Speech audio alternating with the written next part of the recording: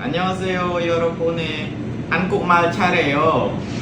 한국 빨리와 돈 많이 벌어가. 그래서 여기는 돈 많아 10년 끝났어.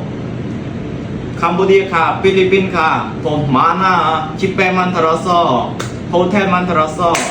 많아, 돈 많아. Oh, Charizard. Oh, tingnan nyo mga idol, napakagaling niya maghangukmal. Tingnan nyo mga idol, yan, si Rawan ay 1 taon pa lang dito sa South Korea. Siya ay 18 years old ngayon mga idol.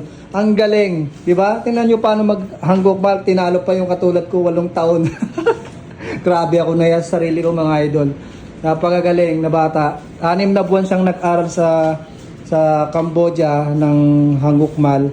Tapos after 4 months nakapunta na siya dito. So 1 year lang yung whole process niya, nakapunta na siya dito sa South Korea at ngayon 1 taon na siyang nagtatrabaho dito. Sumasahod ng yung 3.4 million yung sinahod niya, siguro parang na yan, nasa mahigit 150,000 na yan mga idol.